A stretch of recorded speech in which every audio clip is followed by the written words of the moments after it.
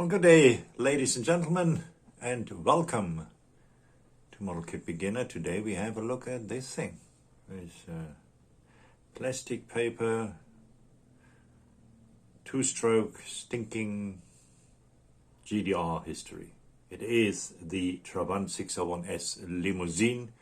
This is what most people in the GDR who had the privilege of having an automobile after 10 years of waiting got.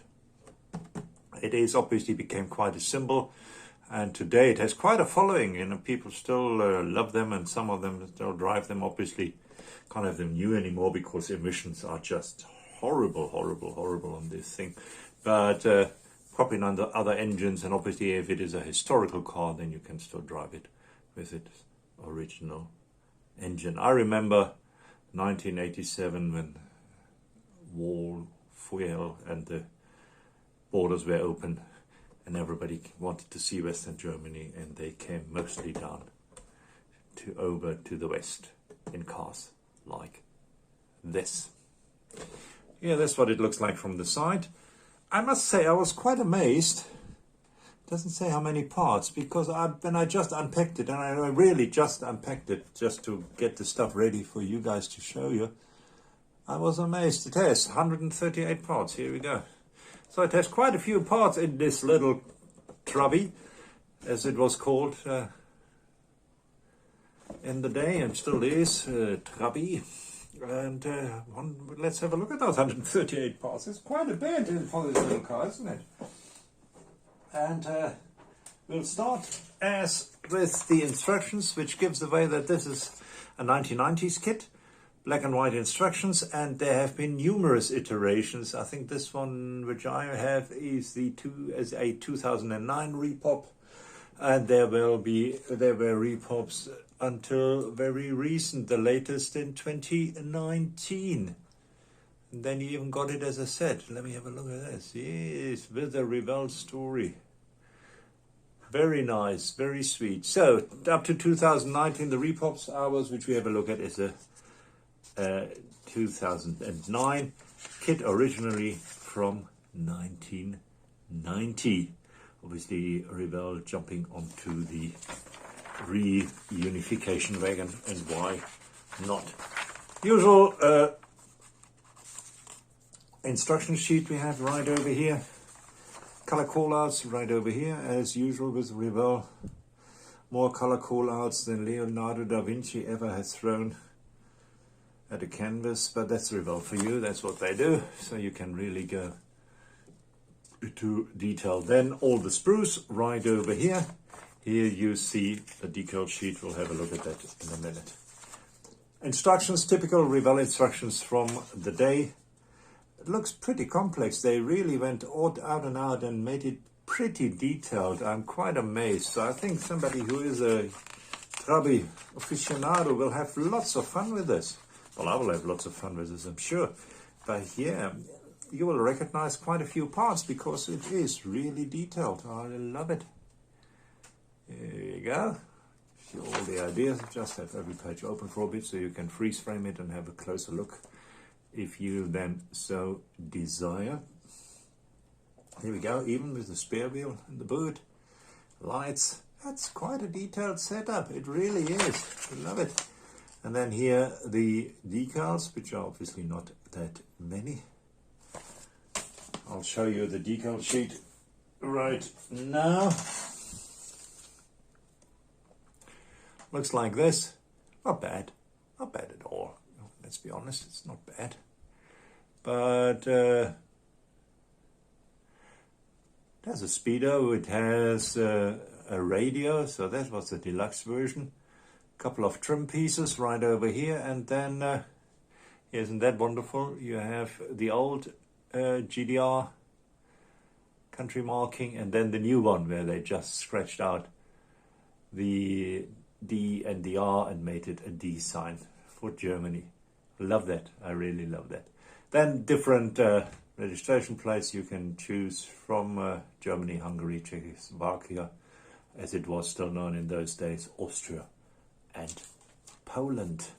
Right, that was the decal sheet. Tires look like this. Obviously not huge. Let's put some light on the subject here. They are not branded, as they usually are not from Revell from those days, but otherwise nice and soft, so you can really work with them. And the thread looks pretty authentic, I would say. It's not bad at all. Right, here we are. Tires. Done. Then let's start then. Oh yeah, let's have a look at the clear parts, which I will not take out of the plastic. You have windscreen, side screens if you so desire. Then obviously the backlights, which they're very well known. Other lights and other indicator lights, fittings, etc. That looks fine. Glass is not thick. It's 1990, so by then the horrible glasses were gone from the kits, and this is actually quite decent for normal modeling. And let's start with the sprues. Here we have some trim pieces. We have the front grille right over here. So reasonably clean. Bit of slight flash over here, but nothing to really get angry about. We have the wheels right over here. 5 of those. One of them is obviously the spare wheel, so the entire wheel assembly is on one sprue. I like that. I like that. So you don't need to look around at 15 screws to get all your parts together. It's just to put on the wheels. Then we have the bottom frame plate. Here we have, interesting enough, the front fenders apart. The huge exhaust system and other smaller parts, bottom parts, etc.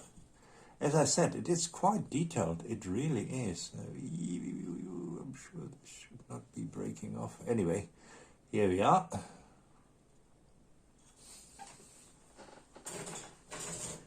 And here we get to the pan, the roof. Yeah, which is apart because you can obviously also give it a soft top. The boot bench, rear bench, the door panels also nicely detailed, and the pan, which has even the rubber mats in here, so you can detail that out very, very nicely. There we go. Here we have the seats. Very lovely. Ah yeah, this is where the seats are going to rest, to shift forwards and backwards. We have the mirror, we have the bumper. There's no chrome tree in this, so if you want to chrome, you need to chrome yourself. Chrome was not high on the list in Eastern Germany in those days. There's the dashboard right over there. Very, very nice. Very authentic. We have the wipers over here, and if you look at the detail, you can see there's a bit of flash here and there. It's a 1990s kit. But for 1990, it's actually not horrible. And then we have the mighty air-cooled two-stroke engine, two-cylinder engine right over here. Here you have it. Oil pan over here. Some other parts, particularly the springs. A small fan right over there, which probably fits in here. Then the back side of the seats is here for some reason. And gearbox right over there. There's the steering wheel. This is the fitting for the backlights. Oh, it's just very detailed. It really is. It has quite some I mean, look at that. Really very, very nice. I think this will be an awesome kit. Here are the safety belts. Very lovely. And the very spindly rear connection with differential, and it was really very spindly. Broke easily as well. But the car didn't weigh much, you know. It was mostly a compound, as we would, a resin compound, as we would say today. In those days, they just said plastic, and that's was it. That's what they had, and that's what they worked with. Right, and then last but not least, the sleek body, which we have right over here. Classic square trubby shape. Here we go. Needs a bit of work, a couple of sharp edges, so obviously it does. 1991 kit, so you expect that. Stabilizer here on top, which is very nice, especially when you put the roof in afterwards, so you can leave that in for the entire process of painting this car, which is great. And that, ladies and gentlemen, gives you a rough overview, actually a pretty detailed overview of what you find in the box of the Trabant 601S from Revell, or any of its derivatives. As I say, they are between 10 or 15 kicking about in all different forms and colors, but that's basically the kit as you see it here. As you can see, it's nice and detailed. It really is. I mean, I'm quite amazed how detailed it is, and you really can knock yourself out on this one. The Revell 1-24 Trabant 601S Limousine. Thanks very much for watching. Hope you guys enjoyed yourself, and greetings from Cape Town. Cheers.